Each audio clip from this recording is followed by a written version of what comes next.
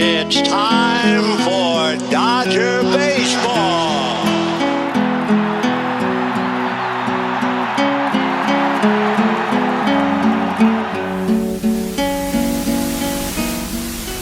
Hi, everybody, and a very pleasant good afternoon to you, wherever you may be. For nearly 7 decades, one voice painted the soundtrack of summer. A voice that drifted through kitchen radios, living room televisions, and long car rides across America. A voice of poetry, of calm, of humor, and above all else, of trust. This is the story of Vin Scully, the boy from the Bronx who became baseball's greatest storyteller. Pull up a chair. It's just the start of things. He's going to tell you a story, the story of that game, the story of that season, the story of all the baseball seasons that he had personally observed. Vincent Edward Scully was born November 29, 1927, in the Bronx, New York. His father, Vincent, worked in the silk industry. His mother, Bridget, was a homemaker from County Cork, Ireland. A tragedy shaped him early. His father died of pneumonia when Vin was just 7 years old. He never spoke of it with bitterness. It gave him humility. It gave him empathy. Vin's mother would remarry a New York City police officer, Alan Reed. Vin simply called him Dad. Scully discovered the power of sports broadcasting in the most humble place, under the family radio. Scully once said, "I was about 8 years old. I would get a pillow and I would crawl under the radio so that the loudspeaker and the roar of the crowd would wash all over me. And I would just get goosebumps like you can't believe." When I go into the radio booth, I bring all my own paints, I bring my brushes, I bring my palette, I mix them all up. I've got a blank canvas.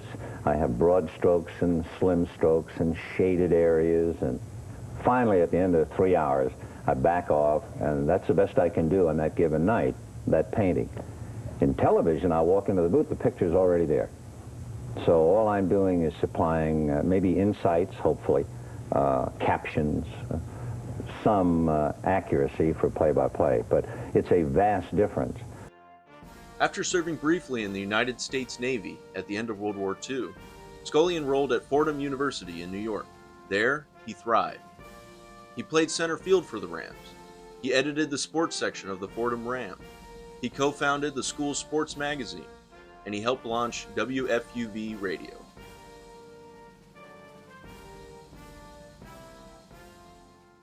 Well, he was part of the group that actually started WFUV in the late 40s when he was a student. He played center field for the Fordham team for a couple of years and then left and decided to pursue a broadcasting career. And I just think that everybody that walks through the doors of WFUV, they know that this is the guy that came before them. He's the guy that laid the groundwork for everybody to be successful, and you want to honor that legacy. To this day, I'm just proud that I'm part of that lineage that he started way back in the 40s.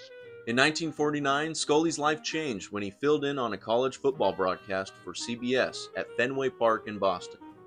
Scully had to call the game from the rooftop of the park using a handheld microphone and was exposed to the cold weather. There was a mix-up, and Scully had left his coat, gloves, and hat at the hotel. Red Barber, the legendary old redhead who was the CBS radio director and announcer for the Brooklyn Dodgers, admired the young man's composure. Of the moment, Barber said, "If he can remain that calm, he can broadcast anything." Well, I'll never forget coming home and my mother, who was red-haired, Irish, and 89 now, I came in the house and I was still a kid, and she said, "You'll never guess who called." And I said, "Who?" And she said, "Red Skelton." Wow, Red Skelton. And I finally found out it was Red Barber, and that was the beginning. That was the beginning of going to work for the Dodgers. Did Red Skelton ever call your mom? No, funny thing, not to my knowledge anyway. This subject never came up. In 1950, Vin joined the Brooklyn Dodgers broadcast booth at just 22 years old, the youngest Major League broadcaster hired to that point.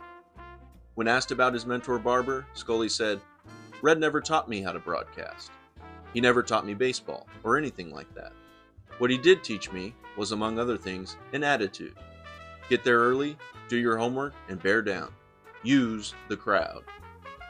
Brooklyn embraced Scully instantly.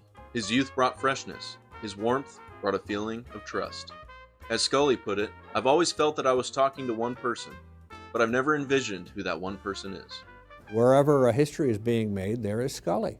in 1951. Bobby Thompson hits what remains the greatest home run, I think, in baseball history. And Red Barber is at the mic, the senior partner in the Dodger games. But Vin is right there. If you walked the streets during a Dodgers game, you'd hear Vin's voice echoing from windows. He was a part of the neighborhood. Scully called his first World Series in 1953, still the youngest person ever to broadcast the Fall Classic. Less known, he originally turned down the offer and had to be persuaded by Red Barber that he was ready.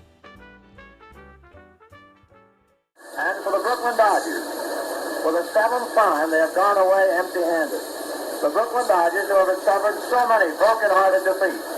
Just in 1950, it took a 10th-inning home run by Dick Sisler of the Philadelphia Phillies to beat them out of a pennant. In 51, in the 9th inning of the last game of a 3-game playoff, Bobby Thompson, home run in the last of the 9th inning, broke the hearts of all of Brooklyn. Last year, Johnny Mize on a fine Yankee team did it again. And if that heart could stand it even one more time, it was broken once again by Billy Martin. The Brooklyn Dodgers would finally win their first World Series in 1955. Unfortunately for Brooklyn fans, it would be the first and the last. When I was in Brooklyn and I watched the Brooklyn Dodgers thoroughly frustrated losing one World Series after another, I really felt for those fellows. So when they finally won one in 55, I was honestly thrilled for them. When the Dodgers moved west in 1958, many Brooklyn fans were heartbroken, but they were relieved that Vin was traveling with the team. Vin helped bridge the gap. The Dodgers had left the borough, but Brooklyn still had Vin Scully. Ebbets Field was just a small ballpark built really on the garbage area in Brooklyn. There was an intimacy with the crowd. Today's ballparks, the crowds are like wallpaper. They make sounds, but you're not rare of individuals. So that to me is the biggest single difference between modern day baseball, big stadia, and then little Ebbets Field. Los Angeles needed a voice. Scully became that voice almost instantly. Fans brought transistor radios to the stadium so they could hear his call while watching the game, creating a uniquely Southern California tradition. It helped the fans learn more about the more rank-and-file players and about their stories. It humanized them. A fan once said, "We'd sit in the bleachers, 30 people all listening to Vin at the same time. It felt like he was calling it just for us." Scully's artistry lay in his silence.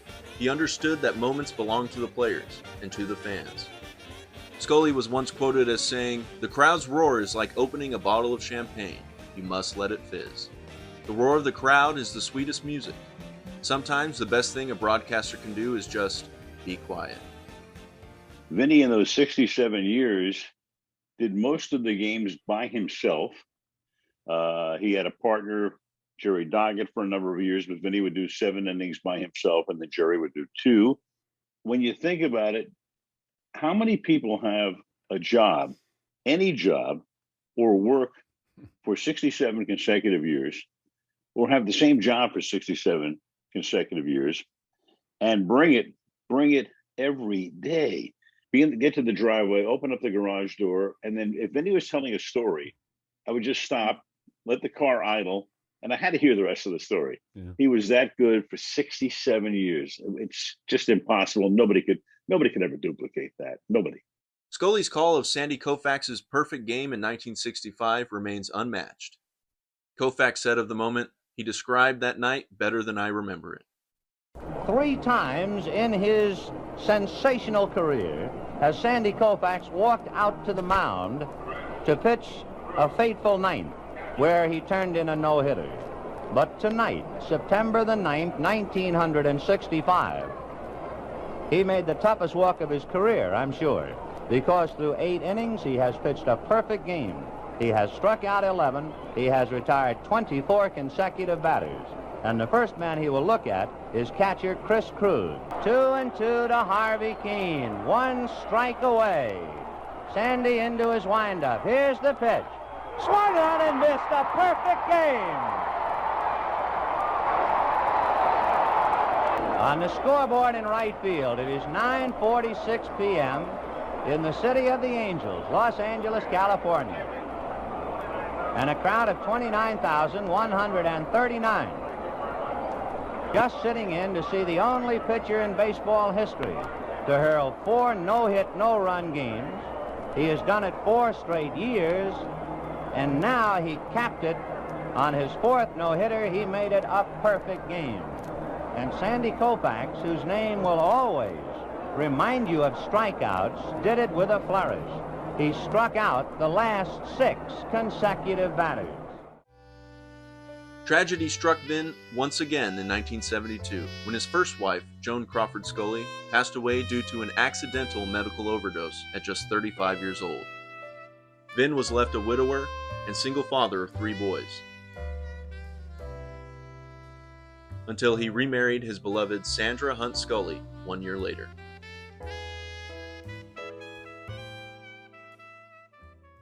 But Vin did what he's always done, get to work. Throughout the 1970s and 80s, Scully worked national broadcasts for NBC, CBS, and ABC. He called NFL games,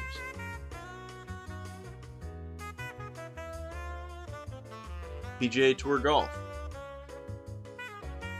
and even tennis. Baseball remained his home. He called Hank Aaron's 715th home run. 1 ball and no strikes. Aaron waiting, the outfield deep and straight away. Fastball is a high drive into deep left center field. Buckner goes back to the fence. It is gone.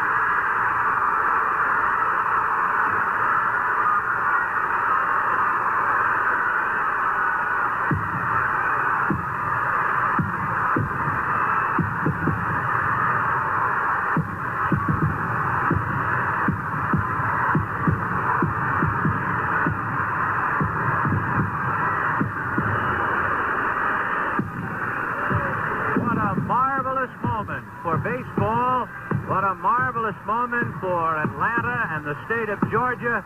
What a marvelous moment for the country and the world. A black man is getting a standing ovation in the Deep South for breaking a record of an all-time baseball idol. He helped to usher in Fernando Mania, making a connection to the Mexican-American fan base in Los Angeles. Fernando's made a lot of pitches tonight. 3-0 to Lee Mazzilli. Fastball popped in the air, foul. Garvey, I think, has a play. And Fernando has his 5th shutout. Unbelievable. He is now 7-0, 9-0 in his career, and he is the talk of the baseball world in English and Spanish and any other language that's close at hand. Fernando Valenzuela, and you bet he'll be on the postgame show. And Boston and New York fans will never forget the Bill Buckner play. 3-2 to Mookie Wilson. Little roller up along first, behind the bag. It gets through Buckner.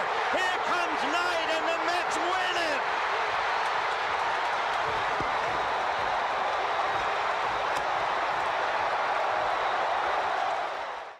Seen an absolutely bizarre finish to Game 6 of the 1986 World Series.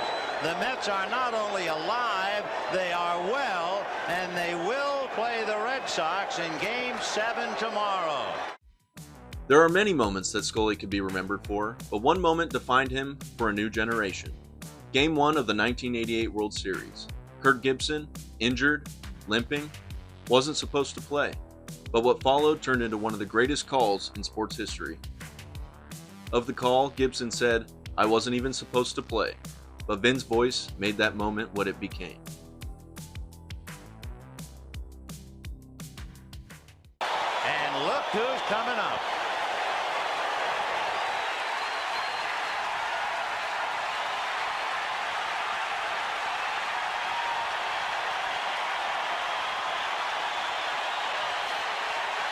The game right now is at the plate. High fly ball into right field. She is gone! And then, silence. A full 70 seconds of it, letting the crowd tell the story, and then the famous line. In a year that has been so improbable, the impossible has happened.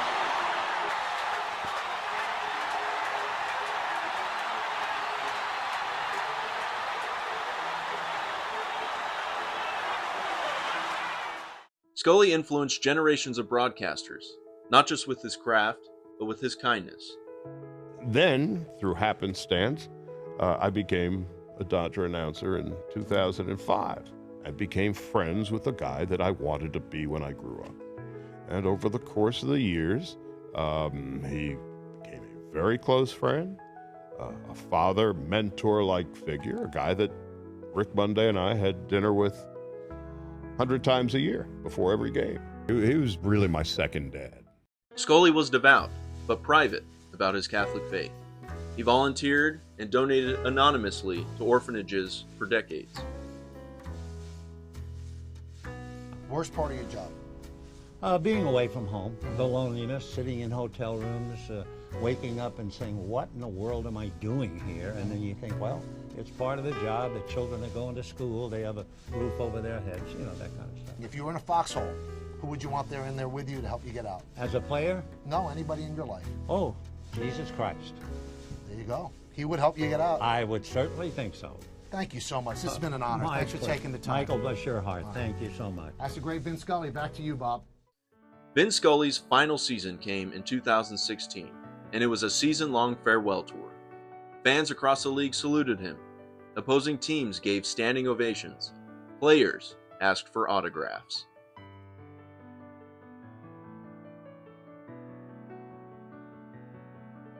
Before the World Series, Vin would go to church and pray. Not for a win, but there would be only heroes in the World Series, no goats. He didn't want anybody's future to be tarnished with the fact they lost the World Series for their team. And I think that showed his compassion for the players. But I think the thing I treasure most, he allows me to call him friend. We just want to say thank you. Thank you for painting a picture for us, for our families, that we'll have for the rest of our lives. And it's something that I'll never forget. And long from now, when we retire and we don't have this game anymore, we'll always have your voice. So thank you for that. Scully's final broadcast at Dodger Stadium ended in a way that even the writers of Hollywood couldn't script. 10th inning, 3-3. Dodgers and Rockies.